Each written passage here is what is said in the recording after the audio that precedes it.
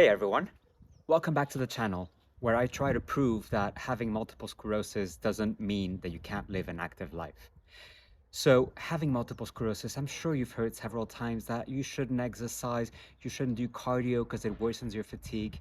But I'm here in this video to debunk 5 of the most common myths associated with exercise and multiple sclerosis.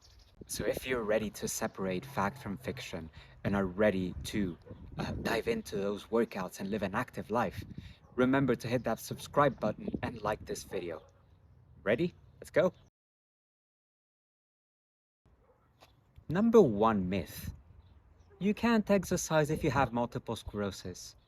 Well, the reality is that exercise is one of the most potent tools that we have against multiple sclerosis.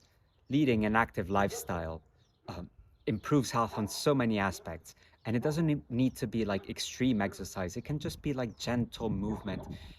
In fact, I started doing just 5 minutes of gentle stretching exercises, and little by little escalated as I became more and more confident and regained the sense of trust I had lost towards my body. Myth number 2, strength training worsens multiple sclerosis. Well, the truth is that strength training is hugely beneficial for your body. It strengthens your joints, improves your balance, prevents your muscles from further weakening because of the lack of movement in these muscles.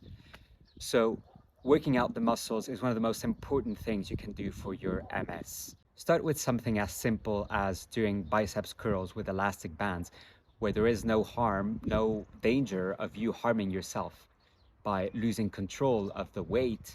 And in that way, you can progressively start lifting higher resistance bands, or start lifting dumbbells. And in that way, you will slowly progress towards being able to do a full strength training workout. Myth number 3, cardio will harm you or trigger relapses. Now, this is a good one because, I understand the logic behind it, because when you do cardio, I myself feel very uncomfortable because it's as if all of my old MS symptoms came back knocking at the door wanting to come back. But that doesn't mean that you're having a relapse. That's called a pseudo relapse. And it doesn't mean that doing cardio is going to cause a relapse. Rather, the contrary. Doing cardio is going to improve your cardiovascular health. And doing cardio doesn't mean doing high intensity cardiovascular exercise. You can simply do stationary bike for 5 to 10 minutes at a moderate speed so that it just slightly elevates your heart rate. Or go for a light jog. Whatever you can do, whatever is the easiest, the most easily accessible to you. Try that one. And you'll notice slowly that actually no harm is being done. Myth number 4, exercise with multiple sclerosis leads to fatigue. Now, it's true that if you overdo it, you might end up experiencing a crash in your routine and your good intentions. But the truth of doing exercise is that you have to start slowly. Start by pacing yourself, do shorter workouts, and little by little start increasing the intensity.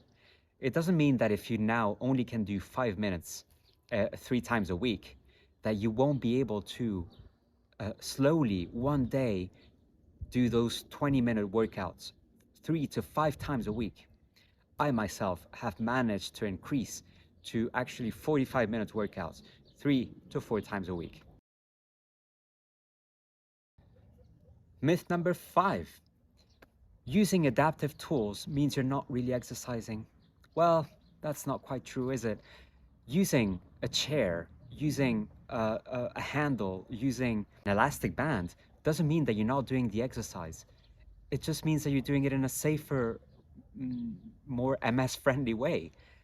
But you're still doing the exercise if you're using these tools.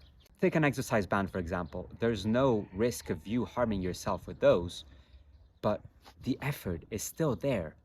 If you're holding onto the exercise band and pulling it against its resistance, the muscle activation is still there. So that doesn't mean it's cheating. It's just safer for you. And there you have it. 5 myths busted. But please remember that MS is different for all of us. So some things that I may be recommending may not be suitable for you.